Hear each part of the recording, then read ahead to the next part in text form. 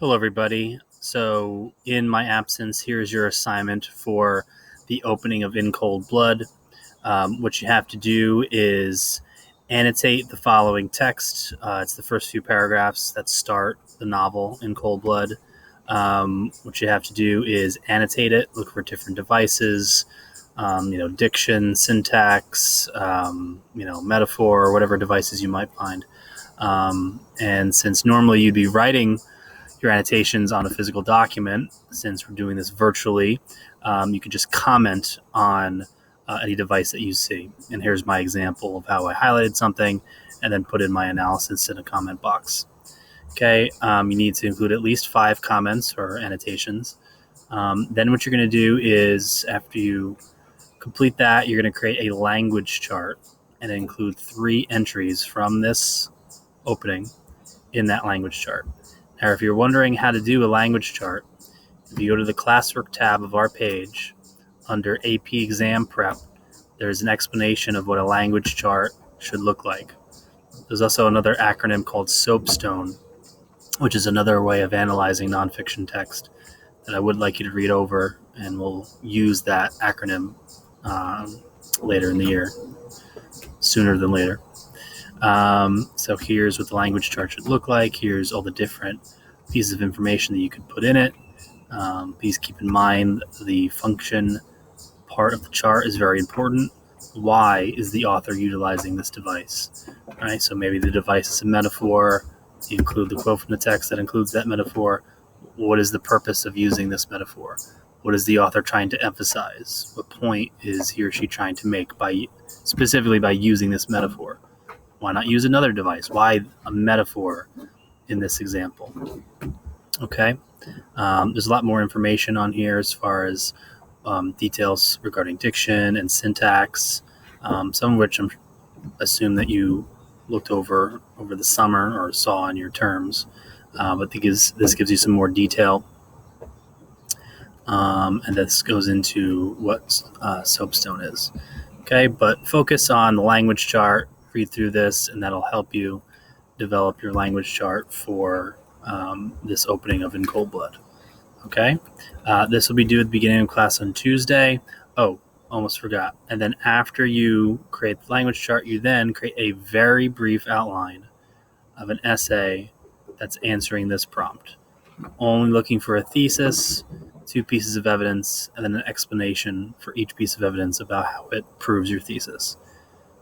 This is just sort of a starting point for us so we can see how we can analyze pieces of nonfiction text and then turn them into potential essay, which is what the rhetorical analysis essay asks for on the exam. Okay, so you will write that brief outline underneath your language chart here. Okay, the other thing to keep in mind, especially since I'm not going to be here Friday, is explaining here the checklist. So for our study of In Cold Blood, I've kind of mapped out what we're doing over the next few weeks, mapped out due dates and requirements for how you're reading and analyzing the novel. You are going to be completing a language chart for each section of the novel, same deal that I just showed you. The novel is broken up into 4 different sections. I think it's like 60, 70 pages a section, something like that. So you just owe a minimum of 5 entries per section. So section 1, you would owe 1 language chart of at least 5 entries. Okay, and try to space out the entries as best you can. Try not to find everything in the first few pages. In addition, you will have discussion questions that you need to answer. So every time a section of In Cold Blood is due, you have 2 things you need to do. You need to do the language chart, and then you need to complete the questions that are for that particular section. So we see part 1, section 1 of In Cold Blood is called The Last to See Them Alive. Okay, and then we have other discussion questions here. My part 2 questions have gone missing, much like the title of part 2. They're unknown whereabouts, so I will be updating this momentarily, but for now, just focus on section 1. You'll see with the checklist that each reading is due on a Friday, so that way you have a full week to read each section. Keep in mind that, for example, the first section due on Friday, that means at the beginning of class it needs to be done, the discussion questions and language chart. Okay, so if your class meets at 11 on Friday, that means this part 1 reading and work is due at 11 on Friday, and I will create an assignment page for everyone to post their work. Okay, in between, when we're not going over in cold blood stuff, we'll be focusing on the rhetorical analysis essay, which is kind of related to what we're doing with in cold blood anyway. So there's some assignments here. I will, explain these in class as well, but the directions here are fairly self-explanatory. We're going to be reading a passage from Frederick Douglass, by Frederick Douglass, and filling out a language chart for it. We'll then discuss it, and that's all working towards eventually writing a practice essay for the rhetorical analysis prompt, based on a prompt that I will give you the day of. We'll also do some multiple choice practice. So we're kind of alternating between in cold blood work and the exam. Okay, this is how I'll be grading your reading requirements for in cold blood.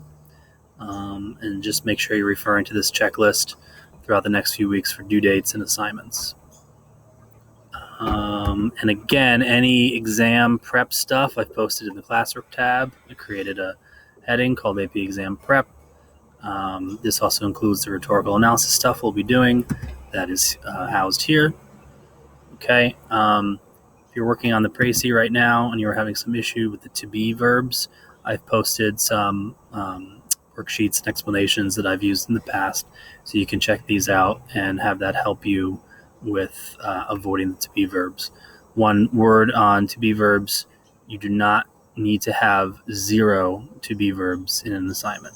Okay, it's not supposed to be as crazy as that. It's just being more mindful of how many of those type of verbs you use, and often a better verb can be used in its place. Trying to get in the habit of thinking about that will improve our writing greatly. Okay, so that is the in cold blood checklist, the annotation assignment that you'll be working on for Tuesday, and that is it. Everyone have a great weekend, and feel free to email me any questions or concerns.